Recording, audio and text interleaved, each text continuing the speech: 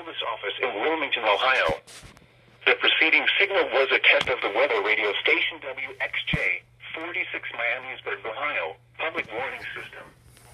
During potentially dangerous weather situations, specially built receivers can be automatically activated by the signal to warn of the impending hazard. Tests of the signal and receiver's performance are normally conducted by the National Weather Service between 11 a.m. and noon each Wednesday. If there is a threat of severe weather, the test will be postponed to the next available good weather day.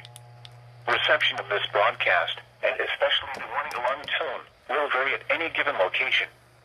This variability, normally more noticeable at greater distances from the transmitter, can occur even though you are using a good quality receiver in good working order.